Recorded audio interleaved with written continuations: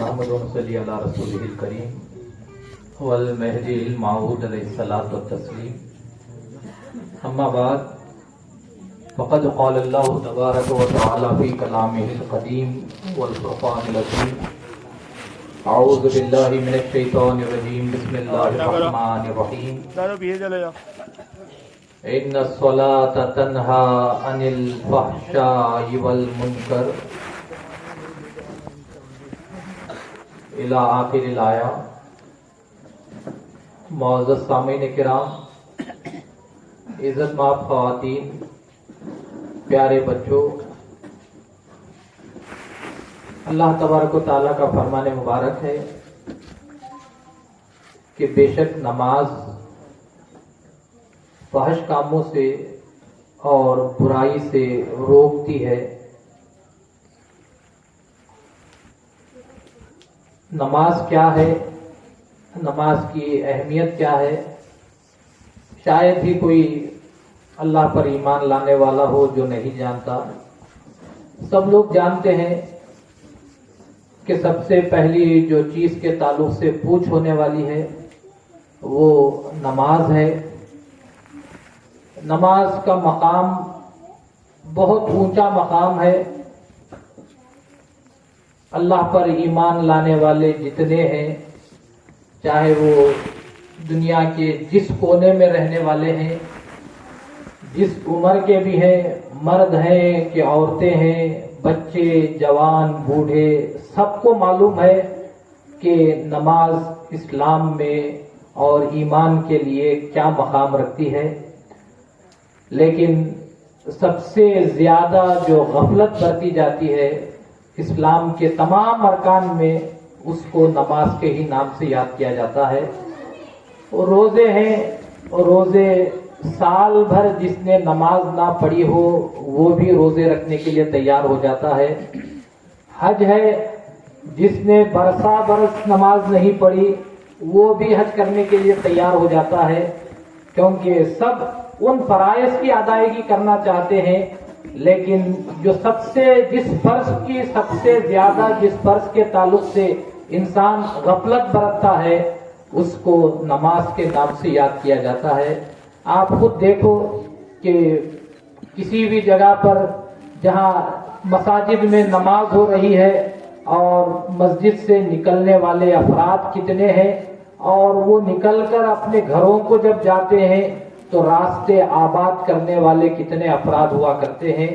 راستوں میں جگہ جگہ پر آپ کو خصوصیت کے ساتھ نوجوانوں کی ایک کثیر تعداد ملے گی جو برابر نمازوں کے اوقات میں آپ کو گلیوں میں، بازاروں میں بیٹھ کر گپ شپ کرتے نظر آئیں گے، لیکن ان افراد کو مسجد آنا پسند نہیں، جبکہ خود رسول اللہ صلی اللہ علیہ وسلم نے بہت ہی واضح الفاظ میں رسول اللہ صلی اللہ علیہ وسلم نے ارشاد فرما دیا، ایک مومن اور کافر کے درمیان جو فرق کرنے والی چیز ہے اس کو نماز کے نام سے یاد کیا جاتا ہے۔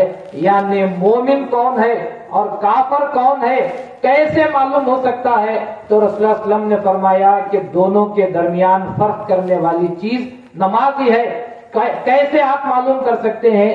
آپ کبھی دیکھو کہ آپ کسی جگہ پر چند افراد مل کر بیٹھ کر باتیں کر رہے ہیں، 8-10 افراد ہیں جو بیٹھ کر باتیں کر رہے ہیں، ایسے میں اذان ہوئی، اذان کی آواز کانوں میں گونجتی ہے تو چند لوگ اٹھ کر اس میں سے نماز کو جاتے ہیں اور چند افراد جو ہے وہیں پر رہ جاتے ہیں۔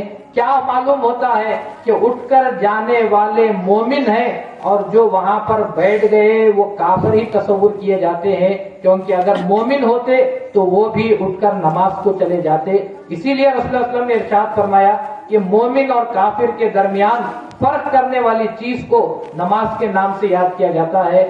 جب نماز کی اتنی بڑی اہمیت ہے تو سوچ کر دیکھو کہ نماز کو ہم کیوں قضا کرتے ہوئے چلے جا رہے ہیں، کیوں نماز سے اتنی بے رغبتی برتی جا رہی ہے۔ خصوصیت کے ساتھ جو عورتیں بھی ہیں وہ عورتیں تو یہی سمجھتی ہیں کہ نماز جو فرض ہے وہ مرد حضرات پر فرض ہے، ان کو پڑھ لینا چاہیے، ہم عورتوں کو کوئی نماز نہیں۔ کہتے بھی ہیں گھر میں عورتیں بچوں کو تاکید کرتے ہیں کہ باوا جا رہے ہیں جاؤ تم بھی نماز پڑھو، لیکن یہ خود نہیں پڑھتے۔ کیا نماز صرف مردوں پر فرض ہے یا عورتوں پر بھی اللہ نے نماز کو فرض کیا ہے؟ تو عورتوں کو بھی چاہیے کہ نماز سے بے رغبتی نہ کرے، اور نماز جو پڑھی جا رہی ہے وہ پڑھنے کے بھی اندازے الگ الگ ہوا کرتے ہیں، جیسا کہ خود اللہ تبارک و تعالیٰ نے جو قرآن شریف میں ارشاد فرمایا ان الصلاۃ تنہی عن الفحشاء والمنکر، کہ نماز کیا ہے؟ تو میرے اور آپ کے پاس ہو سکتا ہے کہ نماز کیا ہے تو ہم کہہ سکتے ہیں کہ ہمارے پاس نماز یہی کہ تکبیر تحریمہ باندھو، رکوع کرو، سجدے کرو، سلام پھیر لو، نماز ہو گئی۔ لیکن اللہ یہ کہتا ہے ان الصلاۃ، بے شک نماز کیا ہے؟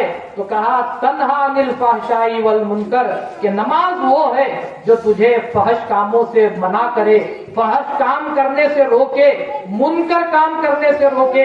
گویا اللہ تبارک و تعالیٰ ہم کو نماز کیا ہے وہ سمجھا رہا ہے کہ اگر تم جو نماز ادا کر رہے ہو وہ نماز تم کو فحش کاموں سے روک رہی ہے تو سمجھو کہ حقیقت میں اسی کو نماز کے نام سے یاد کیا جاتا ہے۔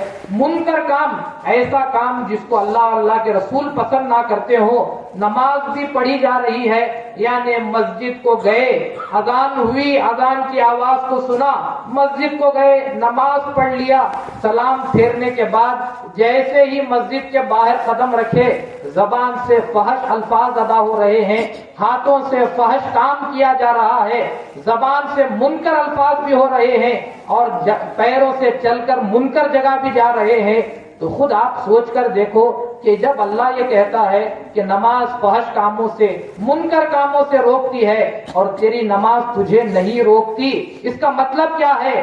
کیا گویا قرآن میں اللہ نے جو کہا وہ غلط ہے، یا تو نے جو نماز پڑھی وہ غلط ہے؟ قرآن کی آیت غلط ہو یا اللہ کی بات غلط ہو، یہ تو ہو نہیں سکتا۔ معلوم یہ ہوا کہ میں نے جو نماز پڑھی اسی میں غلطی ہے، اسی وجہ سے وہ نماز مجھے فحش کاموں سے نہیں روکتی، اسی وجہ سے وہ نماز مجھے منکر کاموں سے نہیں روکتی۔ تو معلوم یہ ہوتا ہے کہ میں جو نماز پڑھ رہا ہوں، اگر آپ چاہتے ہیں کہ آپ نے جو نماز پڑھی، نماز بھی دو قسم کی ہے، ایک نماز وہ جس کو میں نماز کہہ لوں، ایک نماز وہ جس کو خدا نماز کہے۔ ہم جو پڑھ رہے ہیں وہ نماز ہے جس کو ہم نماز کے نام سے یاد کر لیتے ہیں کہ ہاں ہم نے رکوع کر لیا، ہاں ہم نے سجدہ کر لیا، تو ہم کہتے ہیں کہ نماز۔ ہمارے پاس جو ذہن میں خاکہ بیٹھا ہوا ہے اس خاکے کے اعتبار سے ہم نے نماز ادا کر لی، لیکن اللہ کس کو نماز کہتا ہے؟ اللہ نے قرآن میں کہا تو یہی کہ میں اس کو نماز کہتا ہوں جو نماز تیری تجھے منکر کاموں سے روکے، فحش کاموں سے روکے، میں اس کو نماز کے نام سے یاد کرتا ہوں۔ تو معلوم یہ ہوتا ہے کہ آپ نے نماز پڑھی، نماز پڑھنے کے بعد فحش کاموں سے آپ اپنے آپ کو نہیں روک رہے ہیں تو وہ نماز نہیں ہوئی، بلکہ آپ نے نماز کی حرکتیں ادا کی ہیں۔ نماز پڑھنے کے بعد منکر کام ہو رہا ہے، زبان سے غلط الفاظ اختیار کیے جا رہے ہیں، ادا ہو رہے ہیں، تو معلوم یہی ہوا کہ آپ کو اللہ نے ایک میزان آپ کے ہاتھوں میں دے دیا کہ آپ کو اگر جانچنا ہے کہ تم نے جو نماز پڑھی کیا وہ قرآن کے مطابق ہے، کیا وہ اللہ کے مطابق ہے یا نہیں، اس کو جانچنے کا آلہ اللہ نے تمہارے ہاتھوں میں رکھ دیا اور کہا کہ تیری نماز اگر برائی سے روک رہی ہے، تیری نماز اگر فحش کاموں سے روک رہی ہے، تو اللہ نے کہا کہ میں اسی کو نماز کے نام سے یاد کرتا ہوں۔ تو جو حضرات نماز پڑھ رہے ہیں، جن کو نماز پڑھنے کی توفیق ہوئی ہے، ان کو نماز کے باہر کی حرکتوں پر بھی ذرا غور و فکر کرنا چاہیے کہ میں نے ابھی مسجد میں جا کر میں نے سجدہ کیا اور میں نے کہا اللہ اکبر کہ اللہ سب سے بڑا ہے، اب میں باہر آنے کے بعد لوگوں پر اپنی بڑائی کو جتا رہا ہوں۔ اللہ یہ کہتا ہے کہ کیا اسی کو نماز کے نام سے یاد کیا جاتا ہے؟ تو نے وہاں نماز جب پڑھی تو تو نے نماز کی حالت میں اپنی آنکھوں کو مصلی پر ہی رکھا، ادھر ادھر بھٹکنے نہیں دیا، اور تو کہتا ہے کہ نماز میں ادھر ادھر دیکھتے ہیں تو نماز چلے جاتی ہے۔ کیا کرنا چاہیے؟ ایک ہی جگہ پر کہ سجدہ جہاں کیا جاتا ہے وہاں پر نظر رکھ کر تم کو عبادت کرنی چاہیے۔ ارے نماز میں نظروں کی حفاظت کرنے والوں، کبھی نماز کے باہر بھی نظروں کی حفاظت کرو تو اس کو نماز کے نام سے یاد کیا جاتا ہے۔ نماز میں تو بڑی پابندی ہو رہی ہے کہ نظر ادھر ادھر نہ بھٹکے، اور مسجد سے باہر نکلتے ہی نظر چاروں طرف بھٹک رہی ہے تو معلوم کیا ہوا؟ جو اللہ نے کہا ان الصلاۃ تنہی عن الفحشاء والمنکر، کہ تیری نماز تجھے اگر منکر کاموں سے، فحش کاموں سے نہیں روک رہی ہے تو اس کو نماز کے نام سے یاد نہیں کیا جاتا۔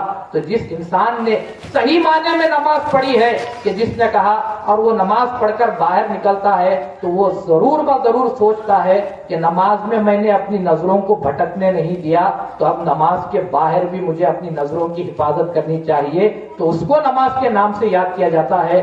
نماز میں پیر کیسا ہونا چاہیے، بہت ہی احتیاط کیا جاتا ہے کہ پیر ایسے بہت زیادہ پھیل نہ جائیں۔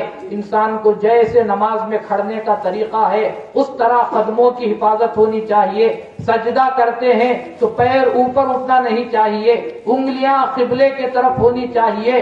نماز میں پیروں کی اتنی حفاظت ہو رہی ہے، اور نماز سے نکلنے کے بعد، مسجد سے باہر آنے کے بعد انہی پیروں سے چل کر ایسی جگہ جایا جا رہا ہے جہاں جانے سے اللہ نے منع کیا، تو معلوم ہوا کہ اس نے نماز نہیں پڑھی۔ اگر نماز پڑھی ہوتی تو وہ کہتا کہ میں نے جب مسجد میں نماز میں قدموں کی حفاظت کی ہے، مسجد کے باہر بھی مجھے قدموں کی حفاظت کرنی چاہیے۔ نماز میں ہاتھوں کی حفاظت، کہ کان کی لول کی تک برابر ہاتھ اٹھنا چاہیے، ذرا نیچے ہو جاتے ہیں تو کہتے ہیں کہ برابر نہیں، برابر اتنا ہاتھوں کو اٹھاؤ۔ ناک کے نیچے باندھنا چاہیے، عورتوں کو جیسا حکم ہے وہ اس طرح رکعت کو باندھتی ہیں، گویا مرد ہو کہ عورت ہو، اب نماز میں بھی اپنے ہاتھوں کی حفاظت کرتے ہیں، تو کیا نماز کے باہر ہاتھوں کی حفاظت کرنے کا حکم نہیں؟ جو عبادت میں ہاتھوں کی حفاظت ہو رہی ہے، نماز کے بعد وہی ہاتھ حرام مال کی طرف جا رہا ہے، کسی کا مال ہڑپنے کے لیے اٹھ رہا ہے، کسی پر ظلم کرنے کے لیے اٹھ رہا ہے، کیا یہ نمازی کو اس وقت یاد نہیں آتا کہ نماز میں بھی مجھے ہاتھوں کی حفاظت کرنے کا، ہاتھوں کے غلط استعمال سے اللہ نے منع کیا، تو نماز کے باہر بھی مجھے اس کی پابندی کرنی چاہیے؟ تو معلوم یہ ہوتا ہے کہ جس نے نماز کو صحیح طریقے سے سمجھ کر پڑھی ہے اس کی زندگی بھی سدھر جاتی ہے۔ اگر اس نے نماز کو یوں ہی عادتاً حرکتوں کے کرنے کی نیت سے ادا کی ہے تو اس کی نماز کا اس کی زندگی پر کوئی آپ کو اثر نظر نہیں آتا۔ اور نماز بھی کئی ایک قسم کی ہوتی ہے، لوگوں کو دکھانے کے لیے بھی نماز ہوتی ہے، لوگوں کو جتانے کے لیے بھی نماز ہوتی ہے، لوگوں میں اپنا نام کروانے کے لیے نماز ہوتی ہے، کئی قسم کی نماز ہوتی ہے۔ لیکن حقیقت نماز انسان کو سمجھنا چاہیے کہ یہ نماز کیا ہے جو ہم کو اتنی زیادہ تاکید کے ساتھ اللہ پڑھنے کا حکم دے رہا ہے۔ رسول اللہ صلی اللہ علیہ وسلم اتنی زیادہ تاکید کر رہے ہیں کہ نماز پڑھو، کہ قیامت کے دن اس کے تعلق سے تم کو پوچھ ہونے والی ہے۔ اب نماز کی حقیقت کیا ہے یہ رسول اللہ صلی اللہ علیہ وسلم سے بہتر تو کوئی جان نہیں سکتے۔ جب رسول اللہ صلی اللہ علیہ وسلم کے پاس آپ جاؤ اور پوچھو کہ یا رسول اللہ یہ نماز آخر ہے کیا کہ ہم اس کو کریں گے تو اللہ ہم سے خوش ہو جاتا ہے، نماز کیا ہے؟ تو رسول اللہ صلی اللہ علیہ وسلم نے یہی فرمایا الصلاۃ معراج المومن، کہ نماز مومن کی معراج ہے۔ آپ ہمارے پیغمبر رسول اللہ صلی اللہ علیہ وسلم معراج پر جا کر آئے، ہمارے لیے کتنی فخر کی بات ہے کہ اللہ نے جو کسی پیغمبر کو عطا نہیں کی نعمت، وہ نعمت اللہ نے ہم جس پیغمبر کے امتی ہیں اللہ نے اس پیغمبر کو عطا کیا۔ تو ہم بڑے فخر کے ساتھ کہتے ہیں رسول جب معراج کو گئے، اس معراج پر فخر کرنے والوں، رسول نے تم کو بھی تو معراج عطا کی ہے، اور فرمایا کہ نماز مومن کی معراج ہے۔ ذرا سمجھ کر پڑھ لو تو انسان کے لیے معلوم ہوگا کہ رسول نے نماز کو معراج کے نام سے کیوں یاد کیا۔ آپ ذرا چلیے رسول اللہ صلی اللہ علیہ وسلم کو جو معراج ہوئی، آپ معراج کے واقعے کو ایک جگہ رکھیے اور آپ جو نماز پڑھ رہے ہیں اس نماز کو ایک جگہ رکھیے، دونوں کو ملا کر دیکھو تو آپ کو خود آپ کے دل گواہی دے گا کہ بے شک جو رسول نے فرمایا الصلاۃ معراج المومن، کہ بے شک نماز مومن کے لیے معراج ہے، آپ کو فرمان رسول آپ کا دل خود گواہی دے گا کہ اس سے صداقت بھر کوئی اور کلمہ نہیں ہو سکتا کہ رسول اللہ صلی اللہ علیہ وسلم جب معراج کو تشریف لے کر گئے کیا ہوا۔ آپ معراج کے واقعے کو کبھی اٹھا کر پڑھیے کہ جب قرآن احادیث میں آیا ہے، سیرت کی کتابوں میں آیا ہے کہ رسول اللہ صلی اللہ علیہ وسلم جب گئے اور جانے کے بعد ہوا کیا، جانے سے پہلے یہ ہوا کہ خود رسول اللہ صلی اللہ علیہ وسلم نے ارشاد فرمایا کہ میرے پاس جبرائیل آئے تھے اور جبرائیل نے کہا کہ میں وضو کر لوں، تو میں نے وضو کیا، اور رسول اللہ صلی اللہ علیہ وسلم نے خود فرمایا کہ مجھے معراج کتنی دیر میں ہوئی، تو میں جو وضو کر گیا تھا ابھی پانی بہ رہا تھا کہ میں واپس آ گیا۔ گویا کہ رسول اللہ صلی اللہ علیہ وسلم معراج کو جانے سے پہلے آپ نے وضو کیا کہ ہم کو حکم دیا گیا کہ نماز سے پہلے وضو کر لو، بغیر وضو کے نماز نہیں ہوتی۔ اب رسول اللہ صلی اللہ علیہ وسلم خدا کے حضور میں گئے، معراج میں گئے تو کیا ہوا، کہا کہ رسول اللہ صلی اللہ علیہ وسلم جب خدا کے حضور میں گئے سدرۃ المنتہا کے آگے بڑھتے ہیں تو اللہ تبارک و تعالیٰ نے فرمایا خف یا محمد، اے محمد کھڑے ہو جاؤ۔ تو ہم کو کیا حکم ہوا، کیا نماز میں جب شامل ہوتے ہیں کہ جاتے ہی اللہ اکبر کہنے کے بعد آپ بیٹھ جاتے ہیں؟ نہیں، ہم کو حکم دیا گیا کہ اللہ اکبر کہنے کے بعد کھڑے رہو۔ آپ ذرا ایک ایک بات کو جو رسول نے کیا اور آپ کو جو نماز میں کرنے کا حکم ہوا، ان دونوں چیزوں کو اپنے نظروں کے سامنے رکھو۔ رسول جب خدا کے حضور میں گئے، اللہ نے کہا خف یا محمد، اے محمد کھڑے ہو جاؤ، ٹہر جاؤ۔ ہم کو بھی پہلے ٹہرنے کا حکم دیا۔ گویا رسول نے جو وہاں پر کام کیا معراج میں، اللہ ہم سے وہاں یہاں وہی کام کرا رہا ہے۔ پھر آگے بڑھے تو کیا ہوا، خدا تعالیٰ نے قرآن میں فرمایا ثم دنا، جب رسول اور قریب آئے تو رسول قرآن میں سورہ والنجم میں اللہ فرماتا ہے ثم دنا کہ رسول ذرا سا جھک گئے۔ ہم کو بھی حکم ہوا کہ رکوع کی حالت میں ذرا سا جھک جاؤ۔ ثم دنا کے بعد کیا ہوتا ہے، فتدلى فكان قاب قوسين او ادنى، تھوڑا جھکنے کے بعد کیا ہوا اور اتنا جھکے گویا کہ تیر کی جو کمان ہوتی ہے اس کمان کی طرح ہو گئے۔ سجدے میں آپ کیا کرتے ہیں اسی طرح بہت زیادہ جھک جاتے ہیں۔ گویا یہ قیام، یہ رکوع، یہ سجدہ کیا ہے، رسول نے معراج میں جو حرکتیں کی اسی کو نماز کے نام سے یاد کیا جاتا ہے۔ اسی لیے رسول نے فرمایا الصلاۃ معراج المومن، کہ نماز مومن کی معراج ہے، کیونکہ میں نے معراج میں جو حرکتیں کی ہے اسی کے خلاصے کو نماز کے نام سے یاد کیا جاتا ہے۔ ذرا سمجھو کہ ہم سے کیا چیز چھوٹتی جا رہی ہے کہ رسول اللہ صلی اللہ علیہ وسلم نے معراج میں آپ نے جو کام کیا وہ کام ہم سے چھوٹتا جا رہا ہے کہ رسول اللہ صلی اللہ علیہ وسلم کھڑے ہوئے تو ہمارے لیے قیام ہے، رسول اللہ صلی اللہ علیہ وسلم ذرا سا جھکے ثم دنا، ذرا سا جھک گئے، ہم کو رکوع میں جانے کا حکم دیا فتدلى فكان قاب قوسين او ادنى، اور زیادہ اتنا جھکے کہ تیر کا جو کمان ہوتا ہے اس کمان کی طرح ہو گئے۔ سجدے میں جاؤ اور دیکھو کہ تمہاری حالت کمان کی طرح رہتی ہے۔ گویا نماز کا ایک ایک رکن تم کو معراج کی یاد دلاتا رہتا ہے۔ رسول اللہ صلی اللہ علیہ وسلم کو امت سے کتنی محبت تھی کہ دن میں 5 مرتبہ تم کو معراج کا اللہ موقع عطا کر رہا ہے، اور ہم ہیں کہ اس کو خواب غفلت میں چھوڑ کر دنیا کے کاموں میں لگے ہوئے ہیں۔ اور جب گئے اللہ کے حضور میں بہت زیادہ قریب ہو گئے، قریب ہونے کے بعد اب اللہ تبارک و تعالیٰ کے حضور میں رسول اللہ صلی اللہ علیہ وسلم گئے ہیں تو کیا کریں گے۔ اب وہاں جا کر رسول اللہ صلی اللہ علیہ وسلم کو خیر نماز تو بعد میں فرض ہوئی، اب پہلے اللہ کے حضور میں رسول اللہ صلی اللہ علیہ وسلم گئے ہیں تو کیا کرنا چاہیے۔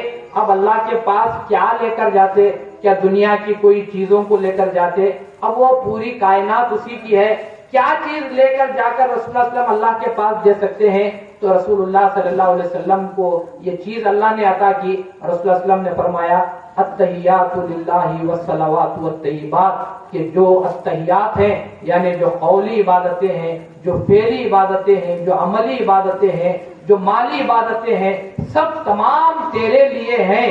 تو ہم جو التحیات میں پڑھتے ہیں، التحیات کیا ہے، رسول جب خدا کے حضور میں پہنچے، رسول اور خدا کے درمیان جو بات ہوئی اسی کو التحیات کے نام سے یاد کرتے ہیں۔ تو ہم قاعدے میں بیٹھ کر انہی کنورزیشن کو جو گفتگو ہوئی اس گفتگو کو دہراتے ہیں کہ التحیات للہ والصلوات والطیبات، تو خدا تعالیٰ وہاں سے جواب دیتا ہے والسلام علیک ایھا النبی، اے نبی آپ پر بھی سلامتی ہو۔ تو معلوم یہ ہوتا ہے کہ نماز پوری کی پوری معراج کے واقعے کو دہرانے کا نام نماز ہے۔ تو ذرا آپ سوچو سمجھو کہ ہم سے کیا چیز ہے جو چھوٹتی چلی جا رہی ہے کہ ہم اس معراج کے واقعے کو روزانہ اللہ 5 مرتبہ ہمارے لیے دہرانے کا اللہ حکم دیتا ہے۔ ہم ہیں کہ آج پڑھ لیں گے، کل پڑھ لیں گے، اسی طرح پوری عمر خواب غفلت میں گزرتی ہوئی چلی جا رہی ہے۔ دنیا کے کاموں میں اتنا پھنسے ہوئے ہیں کہ ہم کو نماز پڑھنے کی بھی فرصت نہیں ہے۔ لیکن یاد رکھو کہ اگر آپ سمجھ جائیں گے کہ نماز کیا ہے، قسم خدا کی کوئی آدمی نماز چھوڑنے کے لیے تیار نہیں ہوگا۔ آپ جو تصور کرتے ہیں کہ رسول اللہ صلی اللہ علیہ وسلم معراج پر جا کر آئے، اللہ نے آپ کو دن میں 5 مرتبہ معراج کا موقع دیا ہے، اسی کو 5 وقتہ نماز کے نام سے یاد کرتے ہیں۔ خدا را نماز سے غفلت مت کرو، اور نماز جب آپ سمجھ گئے کہ اتنی اہمیت کی حامل ہے تو اب آپ خود سوچ کر دیکھو کہ مجھے نماز جب جماعت کے ساتھ پڑھنی ہے تو مجھے کس کے پیچھے پڑھنی چاہیے؟ جب اتنی اہمیت کی حامل کہ نماز معراج کے واقعے کو دہرانے کا نام نماز ہے تو مجھے کس امام کے اقتداء میں پڑھنا چاہیے؟ آپ خود سوچ کر دیکھو کہ ہر کسی کے پیچھے ہماری نماز ہو جا سکتی ہے۔ نماز تو یہودیوں کے پاس بھی ہے، کیا کسی یہودی کے پیچھے کھڑے ہو کر ہم نماز پڑھ سکتے ہیں؟ کہا گیا نہیں، یہودیوں کا عقیدہ الگ ہے، وہ ہمارے رسول کو نہیں مانتے اس لیے وہ کافر ہیں، ان کے پیچھے ہماری نماز جائز نہیں ہے۔ تو پھر ہم پوچھیں گے کیا کوئی ایسا آدمی ہے جس کے کپڑوں پر غلاظت لگی ہوئی ہے، کیا ایسے آدمی کے پیچھے نماز پڑھنا جائز ہے؟ کہیں گے کہ نہیں، اس کا ظاہر بھی خراب ہے کہ کپڑے گندے ہیں، ایسے کپڑے پہن کر پڑھانے والے امام کے پیچھے ہماری نماز جائز نہیں۔ تو جب ایک جسم پر ذرا سی گندگی لگی ہوئی ہے، ایسے امام کے پیچھے نماز ہماری نہیں ہوتی، تو سوچ کر دیکھو جس کے دل میں مہدی کے تعلق سے بغض و عناد ہے، کیا اس کے پیچھے ہماری نماز بھی ہو سکتی ہے؟ اور یہ جو کہا جاتا ہے کہ یہ مہدویوں کا مسئلہ ہے، یاد رکھو کہ یہ مہدویوں کا مسئلہ نہیں ہے بلکہ شریعت مصطفیٰ کا مسئلہ ہے کہ رسول اللہ صلی اللہ علیہ وسلم نے شریعت میں خود بتایا ہے کہ کس کے پیچھے نماز پڑھنی ہے اور کس کے پیچھے نماز نہیں پڑھنی چاہیے۔ رسول اللہ صلی اللہ علیہ وسلم کے سامنے ایک شخص کو لایا گیا اور رسول اللہ صلی اللہ علیہ وسلم نے دیکھا وہ کعبے کی طرف یعنی قبلے کی طرف، وہاں تو کعبہ موجود تھا، کعبے کی طرف منہ کر کر تھوک رہا ہے۔ رسول اللہ صلی اللہ علیہ وسلم نے پوچھا کہ یہ شخص کون ہے؟ کہا گیا کہ یہ وہ شخص ہے جو فلاں جگہ پر جو مسجد ہے وہاں امامت کرتے ہیں۔ رسول اللہ صلی اللہ علیہ وسلم نے کہا کہ اس بات کا خیال رکھو کہ آئندہ زندگی میں کبھی یہ مصلی پر کھڑا نہ ہو سکے، امامت نہ کر سکے۔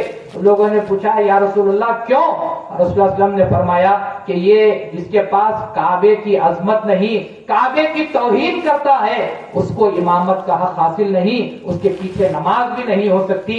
تو کعبۃ اللہ اللہ کا گھر ہے، اس کی توہین کرنے والے کے پیچھے رسول نے نماز پڑھنے سے منع کیا، اور جو اللہ کا خلیفہ مہدی ہے اس کی توہین کرنے والے کے پیچھے کیا ہماری نماز بھی جائز ہو سکتی ہے؟ اور یہ کہنا کہ مہدوی یہی یہ نیا مسئلہ لے کر آئے ہیں، جاؤ جا کر کسی بھی مسلک والے سے پوچھ کر دیکھو کہ جو بریلوی حضرات ہیں ان سے پوچھ کر دیکھو کہ کیا دیوبندیوں کے پیچھے نماز جائز ہے؟ فوراً سے بریلوی کہتے ہیں کہ نہیں، دیوبندیوں کا عقیدہ صحیح نہیں، ان کے پیچھے نماز جائز نہیں۔ دیوبندیوں کے پاس جا کر پوچھو کہ کیا بریلویوں کے پیچھے نماز پڑھ سکتے ہیں؟ وہ کہتے ہیں کہ نہیں، بریلوی کے پیچھے نماز جائز نہیں۔ کیا شیعہ حضرات کے پیچھے نماز جائز ہے؟ کہتے ہیں کہ ان کے پیچھے بھی نہیں۔ اہل حدیث ان کے پیچھے بھی نہیں۔ گویا ہر فرقے کو اس بات کا حق ہے کہ وہ اپنے مسلک کے امام کے پیچھے نماز پڑھے اور اس کی پابندی بھی کرتے ہیں، لیکن جہاں مہدویوں کی بات آتی ہے فوراً سے کہتے ہیں کہ اس میں کیا ہے، چلو قبلہ ایک، ہمارا قرآن ایک، ہمارا اللہ ایک ہے، تو ہم سب مل کر نماز پڑھ لیتے ہیں. جو کوئی آپ کے سامنے آ کر اس قسم کی بات کرے تو آپ اس سے کہو کہ چلو تمہاری مسجد کہاں ہے بتاؤ. وہ بتائے گا کہ دیکھو یہ ہماری دیوبندیوں کی مسجد ہے. آپ اسی وقت اس کے ہاتھ پکڑ کر بریلویوں کی مسجد میں لے کر جاؤ کہ چلو یہاں بھی قبلہ ایک ہی ہے, ان کا بھی قرآن وہی ہے جو ہمارا قرآن ہے, ان کا بھی رسول وہی ہے جو ہمارا رسول ہے, آؤ ان کے پیچھے پڑھ لو. فوراً سے وہ جو آپ کو بلا رہا تھا کہ قرآن ایک, اللہ ایک, رسول ایک, قبلہ ایک, یہ الفاظ کہہ کر جو آپ کو بلا رہا تھا, فوراً سے وہ آپ کو کہے گا کہ نہیں, یہ بریلویوں کے پیچھے نماز جائز نہیں. گویا ہر طبقے کو, ہر مسلک کو اختیار ہے کہ وہ اپنے مسلک کے جو ماننے والا امام ہے اس کے پیچھے پڑے. اگر حق نہیں ہے تو ہم صرف مہدویوں کو اس بات کا حق نہیں. کیا یہ چیز روا ہے؟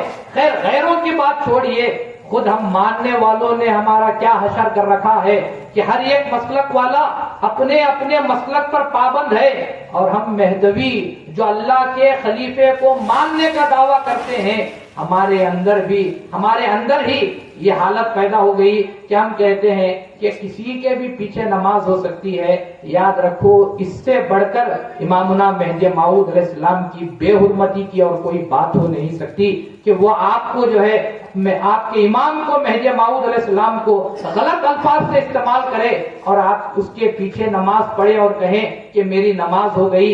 یاد رکھو مہدی موعود علیہ السلام نے جو الفاظ استعمال فرمائے, فرمانے مہدی موعود علیہ السلام کیا ہے وہ دیکھو. مہدی موعود علیہ السلام نے فرمایا کہ بدنبال منکران مہدی نماز مگزارے, یعنی جو منکران مہدی ہیں ان کے پیچھے نماز مت پڑھو. اگر سہون یعنی معلوم نہیں تھا کہ یہ منکر مہدی ہے, اگر بھول سے پڑھ لیے ہیں تو دوبارہ نماز پڑھنا چاہیے. دوبارہ نماز کب پڑھی جاتی ہے؟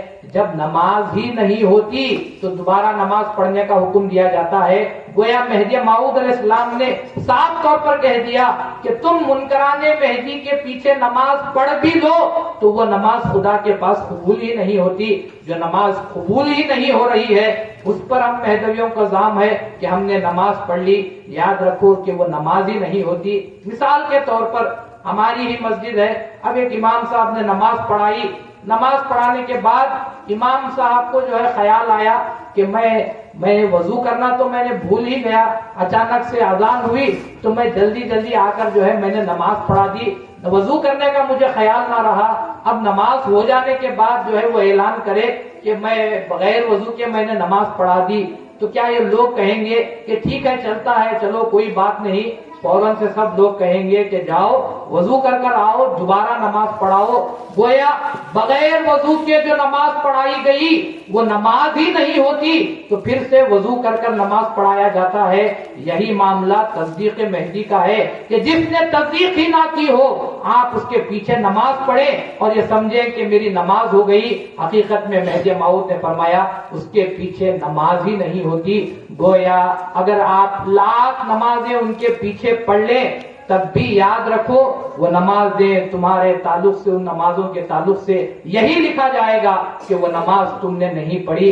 جو حضرات جو کہتے ہیں کہ وہاں حرم میں جانے کے بعد مکہ مدینے میں کیا وہاں پڑھنا جائز ہے, کیا فرمان مہدی فقط ہندوستان کی حد تک ہے, کیا فقط گجرات کی حد تک ہے؟ مہدی موعود علیہ السلام کا فرمان مطلق ہے. آپ نے فرمایا چاہے وہ دنیا کے کوئی بھی کونے میں ہو, جس نے مہدی کو نہیں مانا اس کے پیچھے نماز پڑھنا جائز نہیں. اور جو حضرات یہ کہتے ہیں کہ لاکھ نمازوں کا ثواب ہے, تبھی تو ہم کہتے ہیں کہ جب لاکھ نمازوں کا ثواب ہے تو الگ پڑھنا چاہیے. ان کے پیچھے پڑھ کر لاکھ نمازوں کا ثواب کیوں گوا رہے ہو؟ کیونکہ جب نماز ہی نہیں ہوتی تو ثواب تم کو ملنے کا سوال ہی پیدا نہیں ہوتا. تو تم کو تو زیادہ احتیاط کرنی چاہیے کہ جاؤ مکے کو حج میں جاؤ یا عمرہ میں جاؤ, لیکن اس بات کا خیال رکھو کہ ہم کو الگ سے نماز پڑھنی ہے, کیونکہ ہم ایسے تو نہیں کہ جیسا دیس ویسا بھیس, یعنی ہم گجرات میں رہیں, ہندوستان میں رہیں تو مہدوی بن کر رہیں, نام مہدی کو بلاتے رہیں اور باہر چلے جائیں، ہندوستان سے باہر چلے جائیں تو وہاں کا جیسا رنگ ہے ویسا رنگ میں رنگ جائیں. یاد رکھو کہ دنیا کے رنگ کو دیکھ کر رنگ بدلنے والا کبھی مومن ہو نہیں سکتا. مومن تو وہ ہے جس کی وجہ سے دنیا اپنا رنگ بدل لیتی ہے، دنیا تھک جاتی ہے، ہار جاتی ہے. اس مومن کے رنگ کو دیکھ کر اس کو مومن کے نام سے یاد کیا جاتا ہے. تو ان کے پیچھے کیوں نماز نہیں ہوتی؟ اس لیے نماز نہیں ہوتی کیونکہ مہدی موعود علیہ السلام آپ کوئی عام ولی نہیں ہے، کوئی عام ہستی نہیں، بلکہ ایسی ہستی جن پر ایمان لانا رسول اللہ صلی اللہ علیہ وسلم کے حکم کے مطابق جن پر ایمان لانا فرض ہے. جس نے فرض کا انکار کیا اور نماز پڑھا ہے، کیا اس کے پیچھے ہماری نماز بھی ہو سکتی ہے؟ جس نے فرض کا انکار کیا ہو اس کے پیچھے ہماری نماز نہیں ہوتی. مہدویوں کی نماز منکران مہدی کے پیچھے کیوں نہیں ہوتی؟ اس لیے نہیں ہوتی کہ انہوں نے دنیا کی جو بڑی حقیقت ہے، رسول کے بعد کائنات کی جو سب سے بڑی حقیقت ہے، اس کو مہدی کے نام سے یاد کیا جاتا ہے. جس نے رسول کے بعد جو سب سے بڑی حقیقت مہدی کی ہے اس کا ہی انکار کر دیا تو ان لوگوں کے پیچھے ہم کو نماز پڑھنے کی بھی کیا ضرورت ہے؟ تو انسان کو اس بات کو ہمیشہ یاد رکھنا چاہیے کہ مہدی موعود علیہ السلام کو آپ نماز پڑھ بھی لیں گے تو مہدی موعود کو کوئی فرق پڑنے والا نہیں. ایک آدمی ہے جو ڈھیٹ ہے، جو مہدوی تو ہے لیکن ضد کے اعتبار سے کہتا ہے کہ ٹھیک ہے بولا ہوگا مہدی موعود کا فرمان ہوگا لیکن میں تو ان کے پیچھے نماز ہی پڑھوں گا. کیا مہدی موعود علیہ السلام کی ذات کو کوئی فرق پڑنے والا ہے؟ کیا مہدی موعود علیہ السلام جو خاتم ولایت محمدیہ ہیں ان کی ولایت میں کچھ فرق پیدا ہونے والا ہے؟ مہدی موعود علیہ السلام تمہاری نماز بچانے کے لیے مہدی موعود نے حکم دیا کہ ان کے پیچھے نماز مت پڑھو کیونکہ جب نماز ہی نہیں ہوتی تو ثواب کا خیال بھی وہاں پر پیدا نہیں ہو سکتا. تو تمہاری نماز بچانے کے لیے مہدی موعود علیہ السلام نے حکم دیا. اور ہم ہیں کہ برابر کہنے کو تو یہاں پابندی کر لیتے ہیں لیکن وہاں جانے کے بعد ان لوگوں کے رنگ میں رنگتے ہوئے چلے جاتے ہیں. فقط حج یا عمرہ کی بات ہی نہیں بلکہ اپنے محلے کو چھوڑ کر باہر کی سٹی کو بھی جاتے ہیں تو کہتے ہیں کہ یہاں کوئی دیکھنے والا نہیں، چلو ان کے پیچھے پڑھ لو، کیا فرق پڑنے والا ہے. یہ الفاظ ادا کرنے والا کبھی مسلمان ہو نہیں سکتا کہ یہاں کوئی دیکھنے والا نہیں. جس خدا کو ڈر کر محلے میں تم پابندی کر رہے ہو یاد رکھو وہ خدا بھی وہاں بھی ہے جہاں تم یہ کہتے ہو کہ کوئی دیکھنے والا نہیں ہے. تو مہدی موعود علیہ السلام جب اللہ کے خلیفے ہیں اور آپ اس بات کو یاد رکھو کہ آج بھی دنیا میں کئی ایسے اکثریت ان لوگوں کی ہے جو صاف طور پر کہتے ہیں کہ ہمارے مسلک کے خلاف جو بھی ہے ہم کو اس کی اقتدا کرنے کی ضرورت نہیں ہے. جو حنفی حضرات ہیں وہ شافعی حضرات کے پیچھے نماز ادا نہیں کرتے، جو شافعی ہیں وہ مالکی کے پیچھے نماز نہیں پڑھتے، جو مالکی ہیں وہ حنبلی کے پیچھے نماز نہیں پڑھتے. تو سب ایک دوسرے کے مسلک کے پابند ہیں. ذرا اے قوم مہدی، اے مہدی موعود کے ماننے والوں، تم بھی تو اپنے آقا کے فرمان کے پابند ہو جاؤ. کیا مہدی موعود علیہ السلام کا فرمان تمہارے لیے واجب العمل نہیں ہے؟ کیا مہدی موعود علیہ السلام نے جو فرمایا تم کو لوگوں سے ڈرانے کے لیے فرمایا؟ مہدی موعود کا جو فرمان تھا وہ تمہاری نماز کو بچانے کے لیے تھا کہ تم اپنی نمازوں کی حفاظت کرو کیونکہ جس کے پاس نماز کی اہمیت ہے وہ تو یہی کہے گا کہ مجھے پہلے دیکھنا چاہیے کہ یہ امام کون ہے. اس نے اگر میرے آقا کے خلاف میں جس کا میں وسیلہ دے کر خدا سے مانگ رہا ہوں اور جس کے آخرت میں جس کے گروہ میں ہم کو اٹھنا ہے، جس کی وجہ سے ہم کو آخرت میں نجات ملنے والی ہے، اس ہستی کو اگر اس نے برا بھلا کہا ہے یا انکار کرتا ہے تو کیا مجھے اس کے پیچھے نماز بھی پڑھنا جائز ہو سکتا ہے؟ آپ ایک چھوٹی سی بات آپ کے سامنے مثال کے طور پر رکھتا ہوں، آپ اس بات کو یاد رکھو کہ اگر کسی نے نماز کا وقت تھا، آپ کو ظہر سے پہلے کسی نے کھڑے ہو کر جو ہے آپ کے باپ کو گالیاں دی، آپ سن رہے ہیں کہ وہ آدمی کھڑے ہو کر جو ہے آپ کے باپ کو گالیاں دے رہا ہے. اب وہ ذرا سا وقت گزرنے کے بعد نماز کا وقت آیا، کیا آپ جس نے آپ کے باپ کو گالیاں دی ہیں کیا آپ اس امام کی اقتداء میں کھڑے ہو کر نماز پڑھنا پسند کریں گے؟ آپ کہیں گے کہ اس کے پیچھے میں کیسے نماز پڑھ سکتا ہوں؟ ابھی تھوڑی دیر پہلے اس نے جو ہے گالیاں دی ہیں، میرے باپ کو گالیاں دی، میں کبھی ایسے آدمی کے پیچھے نماز نہیں پڑھوں گا۔ ذرا اپنے ایمانی جذبے کو تو پیدا کرو۔ جو باپ کو گالیاں دے اس امام کے پیچھے نماز پڑھنے کے لیے تیار نہیں، اور آقا مہدی کا انکار کرنے والے کے پیچھے تم نماز پڑھنے کے لیے تیار ہو جاتے ہو؟ کیا تمہارے اندر اتنی ہی ایمانی حرارت پائی جاتی ہے؟ مہدی موعود علیہ السلام نے جب فرما دیا تو دائرے کے لوگ ایسے تھے کہ خود انہوں نے پوچھا کہ آقا آپ کہتے ہیں کہ نماز نہیں پڑھنی چاہیے، لیکن اگر ہم باہر بازار میں جائیں تو ہم کو کیا کرنا ہے؟ وہاں تو کوئی ہماری مسجدیں نہیں ہے، وہاں کوئی ہمارے لوگ نہیں ہیں، تو ہم کو کیا کرنا چاہیے؟ دو ہی باتیں مہدی موعود نے فرمائی۔ آپ نے فرمایا کہ ایسے جگہوں پر جاتے ہی کیوں ہو کہ غیروں کی اقتدا کرنا پڑے، اور دوسری بات یہ فرمائی جہاں جانا ہے دو آدمی جاؤ، ایک آدمی امام بن جاؤ، ایک مقتدی بن جاؤ، جماعت کا ثواب بھی تم کو مل جائے گا۔ گویا مہدی موعود علیہ السلام نے اتنی تاکید کرتے ہوئے فرمائی کہ تم کو اس قسم سے کام کرنا ہے کہ اگر باہر بھی جانا ہے دو لوگ، ایک آدمی مت جاؤ بلکہ دو لوگ جاؤ، ایک امام بن جاؤ، ایک مقتدی بن کر عبادت نماز پڑھ لو۔ تو یہ تمام جو مہدی موعود علیہ السلام نے تاکید فرمائی ہے، اس تاکید کا مقصد ہی یہ ہے کہ تمہارے اندر وہ چیز معلوم تو ہو جائے کہ نماز کتنی بڑی چیز ہے اور وہ نماز کی حفاظت کرنے کے طریقے کیا ہوا کرتے ہیں۔ تو مہدی موعود علیہ السلام کا ایک ایک فرمان نماز کے تعلق سے آپ دیکھو، وہ نماز کے تعلق سے ایک ایک فرمان آپ کو بتا رہا ہے کہ مہدی موعود علیہ السلام نے نماز کی کتنی بڑی اہمیت آپ کے سامنے رکھی ہے کہ ہم کو نماز کتنی احتیاط کے ساتھ، حفاظت کے ساتھ ہم کو ادا کرنی چاہیے۔ مہدی موعود علیہ السلام کے دائرے کی تو یہ بات تھی کہ حضرت شاہ دلاور رضی اللہ تعالیٰ عنہ آپ کے دائرے میں اتنی زیادہ پابندی ہوتی تھی کہ آپ کے دائرے کا جو طریقہ تھا کہ ہر مہدوی دائرے کا یہ طریقہ تھا کہ جماعت سے جو ہے نماز ادا ہوتی تھی دائرے کے اندر، اس کے بعد مرشد بیٹھ کر بیان قرآن کیا کرتے تھے۔ تو ایسے میں دو بچے جو ہے آپ کے دائرے کے چھوٹے بچے کہیں بازار جنگل کی طرف نکل جاتے ہیں، اب نماز کا وقت ہوا تو ایک بچہ آگے بڑھتا ہے، نماز پڑھاتا ہے، دوسرا بچہ پیچھے ٹہر کر نماز ادا کر لیتا ہے، اور اس کے بعد نماز کے بعد ایک بچہ کہتا ہے کہ جیسے ہمارے مرشد بیان کرتے ہیں میں بیان کرتا ہوں، تو بیٹھ کر بیان سن۔ تو ایک بچہ بیان کرنے لگتا ہے، دوسرا بچہ بیٹھ کر بیان سننے لگتا ہے۔ تو یہ الفاظ جو ادا ہو رہے تھے دور کھڑے ہو کر حضرت عبد الملک سجاوندی رحمۃ اللہ علیہ، ابھی وہ شاہ دلاور کی خدمت میں نہیں پہنچے تھے، بڑے عالم تھے، دور کھڑے ہو کر واقعہ دیکھ رہے تھے۔ جب وہ الفاظ سنے تو لرز گئے اور جا کر بچوں کو پوچھا کہ یہ جو جملے تمہاری زبان سے ادا ہو رہے ہیں یہ تم نے کہاں سے سنے؟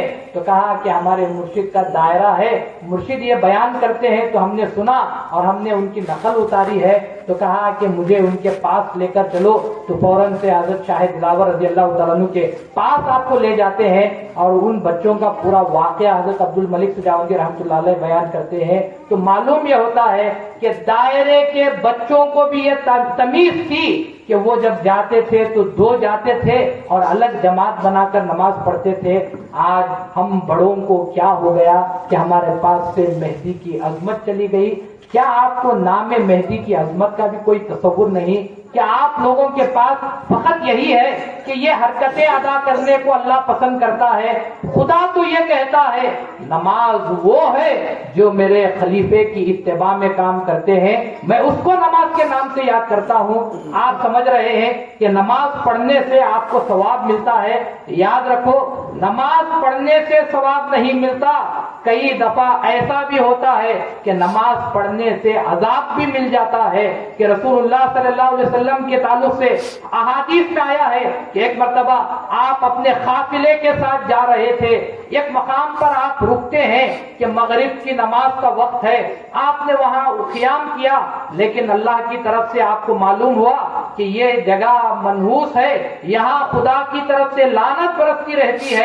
تو رسول اللہ صلی اللہ علیہ وسلم نے فوراً کہا کہ نہیں، چلو ہم آگے کسی مقام پر جا کر نماز پڑھتے ہیں۔ ایسے میں آپ کے ساتھ جو صحابہ تھے، دو لوگوں کو دل میں خیال ہوا کہ ٹھیک ہے ان کو جانے دو، ہمارے پاس گھوڑے ایسے ہیں جو بڑے تیز رفتار گھوڑے ہیں، ہم دونوں یہیں پر نماز پڑھ لیں گے اور ہم آگے جا کر رسول سے اور جماعت سے مل جائیں گے۔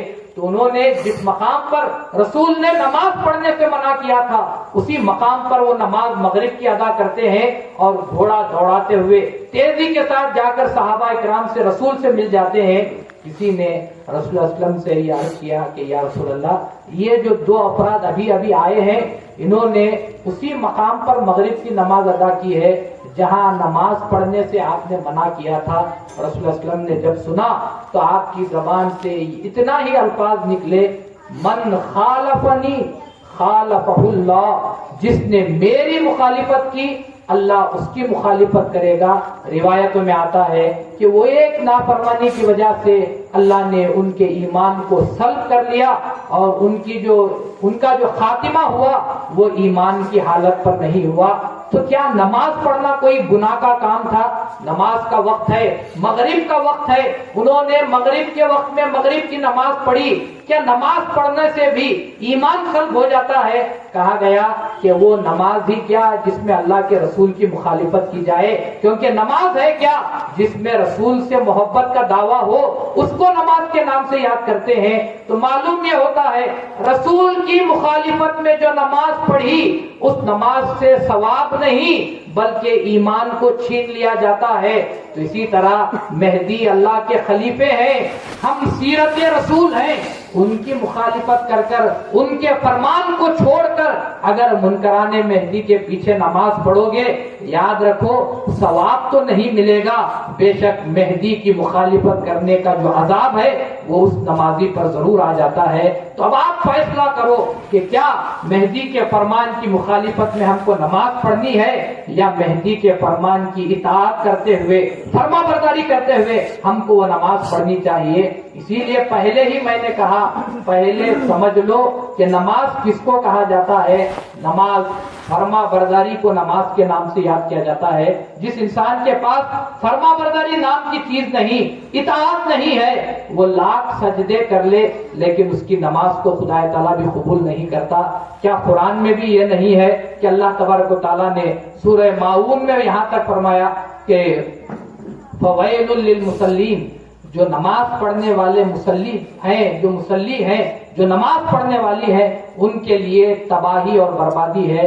کیا آپ نے کبھی سنا کہ اللہ تبارک و تعالیٰ یہ کہہ رہا ہے کہ نماز پڑھنے والوں کے لیے تباہی اور بربادی ہے، جبکہ اللہ تبارک و تعالیٰ خود کہتا ہے کہ جو نماز پڑھتے ہیں ان کو میری طرف سے رحمت عطا ہوتی ہے، جو نماز پڑھتے ہیں ان کو جنت کے دروازے کھول دیے جاتے ہیں، نماز جنت کی کنجی ہے۔ یہ تمام باتیں کہنے کے بعد بھی خدا تعالیٰ قرآن میں یہ کہتا ہے فویل للمصلین، کہ نماز پڑھنے والوں کے لیے تباہی اور بربادی ہے۔ کہا کہ کون سی نماز پڑھنے والے؟ کہا گیا الذین هم فی صلاتہم ساہون، جو نماز میں سستی اور کاہلی کرتے ہوئے نماز پڑھتے ہیں ایسے نمازیوں کے لیے تباہی ہے۔ الذین هم یراؤون، جو لوگوں کو دکھانے کے لیے نماز پڑھتے ہیں ایسے نمازیوں کے لیے تباہی و بربادی ہے۔ تو معلوم ہوا کہ جو نماز خدا کے لیے ہے اگر اس نماز کو دکھاوے کے لیے پڑھا جائے تو اس نماز سے ثواب نہیں ملتا بلکہ قرآن کی آیت کے مطابق ایسی نماز پڑھنے والوں کے لیے تباہی اور بربادی لکھ دی جاتی ہے۔ تو ہم جو لوگ بعض افراد ڈر کر کے ہم مہدوی ہیں، اگر ہم الگ جماعت بنا کر پڑھیں گے تو لوگ پوچھیں گے، تو لوگوں کو دکھانے کے لیے ان کے ساتھ مل کر جو پڑھ رہے ہیں تو معلوم ہوا کہ یہ جو نماز ہے خدا کو راضی کرنے کے لیے نہیں بلکہ لوگوں کو خوش کرنے کے لیے پڑھی جا رہی ہے۔ ایسے ہی نمازیوں کے تعلق سے اللہ نے فرمایا کہ جو دکھاوا کرتے ہوئے ریاکاری کرتے ہوئے نماز پڑھتے ہیں ایسے نمازیوں کے لیے اللہ کی جانب سے تباہی اور بربادی لکھ دی گئی ہے۔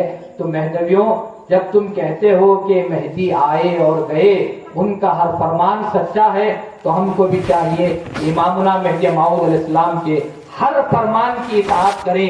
مہدی موعود علیہ السلام نے جب کہا کہ میرے منکران مہدی کے پیچھے نماز مت پڑھو تو یہ آپ نے اپنی جانب سے تو نہیں کہا بلکہ خدا کے حکم کے تحت کہا ہے کیا تم کو خدا کے احکام ماننے میں بھی کوئی تکلیف ہوتی ہے کہ تم کہہ دیتے ہو کہ یہ کیا بنا رکھا ہے؟ یاد رکھو کہ یہ جتنی باتیں ہیں جو لوگ کہتے ہیں کہ یہ مرشدین نے بنا کر رکھا ہے، یہ پیر زادوں نے بنایا ہے، یاد رکھو کہ یہ حکم جو ہے کسی پیر زادے کا حکم نہیں بلکہ اللہ کے خلیفے کا حکم ہے۔ اگر تم اس کی مخالفت کر رہے ہو تو اللہ کے خلیفے کی مخالفت کرنا کیا ہے؟ اللہ کی مخالفت کرنے کے برابر ہے۔ اسی لیے رسول مہدی موعود علیہ السلام نے خود ارشاد فرمایا کہ جس نے بندے کے خلاف کیا، جس نے بندے کا انکار کیا اس نے رسول کا انکار کیا، جس نے رسول کا انکار کیا اس نے اللہ کا انکار کیا، اور اللہ کا انکار کرنے والے کے تعلق سے کیا حکم ہے؟ پوری دنیا جانتی ہے کہ اللہ کے انکار کرنے والے کا تعلق سے کیا حکم لگایا جاتا ہے، لیکن ہم مہدویوں کو تو اپنے جو شعار مہدویت ہیں ان کو باقی رکھنے کی ضرورت ہے کہ غیروں کے پیچھے نماز مت ادا کیا کرو، کہ تمہاری نماز اپنے ہاتھوں سے غارت مت کیا کرو کہ جب مہدی نے فرما دیا تو تم کو کہنا یہی ہے کہ میری لاکھ عقل اونچی صحیح لیکن اللہ کے خلیفے کے آگے میری سمجھ کیا مانے رکھتی ہے۔ میں یہ کہوں کہ میرے دل میں یہ بات آ رہی ہے تو انسان کو کہنا چاہیے کہ میرے دل میں ہزار بیہودہ باتیں بھی آتی ہیں لیکن مجھے میرے مہدی کے فرمان پر عمل کرنا ہے۔ لوگ کیا کہیں گے؟ یاد رکھو یہ ایک جملہ ایسا ہے جس کی وجہ سے انسان ہزار برائیاں حج کرتے ہوئے چلے جاتا ہے۔ لوگ کیا کہیں گے؟ لوگ کچھ بھی کہہ لیں، تم کو یہی کہنا ہے کہ میں لوگوں پر ایمان نہیں لایا، میں میرے مہدی پر ایمان لایا ہوں۔ مجھے لوگوں کو خوش کرنے کی ضرورت نہیں ہے، مجھے میرے مہدی کو خوش کرنے کی ضرورت ہے۔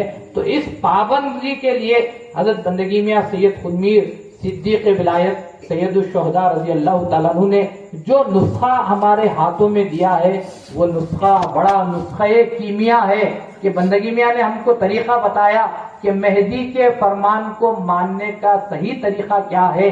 تو بندگی میاں رضی اللہ تعالیٰ عنہ نے بیٹھے ہوئے تھے آپ کے سامنے فقراء کرام میں، بندگی میاں نے زمین پر سے ایک کنکر کو اٹھایا اور لوگوں سے پوچھا یہ کیا ہے؟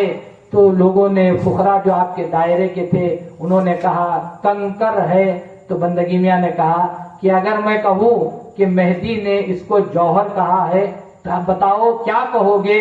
تو انہوں نے کہا کہ ہم جوہر کہیں گے۔ اسی کو مہدی پر ایمان لانے کے نام سے یاد کیا جاتا ہے کہ اگر تمہاری نظروں میں کنکر بھی نظر آتا ہو لیکن جب مہدی کا فرمان آ گیا تو تم کو کہنا چاہیے ہماری نظر میں دھول، ہماری عقل کا دھوکہ ہو سکتا ہے لیکن فرمان مہدی میں کوئی خرابی ہو نہیں سکتی۔ شاید ہو سکتا ہے کہ مجھے وہ فرمان مہدی سمجھ نہیں آ رہا ہوگا کہ مہدی نے کیوں کہا کہ منکران مہدی کے پیچھے نماز مت پڑھو، ہو سکتا ہے کہ میری سمجھ میں نہ آتا ہوگا لیکن میری سمجھ پر دھول، مجھے میرے مہدی پر یقین ہے کہ مہدی کے فرمان پر عمل کرنا ہے۔ اسی کو ایمان کے نام سے یاد کیا جاتا ہے۔ اگر تم کہو کہ فرمان مہدی کو میں ذرا ٹٹول کر دیکھوں گا، مجھے سمجھ میں آتا ہے تو میں عمل کروں گا ورنہ عمل نہیں کروں گا، تو یہ جملہ خود انسان کے ایمان کے چھن جانے کی علامت ہے۔ آج تم سے پہلے جو گزرے ہیں، 50-100 سال پہلے کوئی آدمی گزرا ہے، اس کی بات تم کو آج سمجھ میں نہیں آتی۔ اگر کوئی بڑا شاعر ہے، وہ شاعر کا شعر پڑھ دو تو لوگ پوچھتے ہیں کہ کیا ہے اس شعر میں، کیا کہا گیا ہے، ذرا سمجھاؤ تو ہم کو سمجھ میں آئے۔ ایک انسان جو شاعری کر رہا ہے وہ شاعر کا شعر تم کو سمجھ میں نہیں آتا اور تم کہتے ہو کہ فرمان مہدی سمجھ میں آئے گا تو میں عمل کروں گا۔ یہ جملہ خود انسان کے بے ایمان ہونے کی علامت ہوتی ہے۔ بلکہ مومن کی شان کیا ہے؟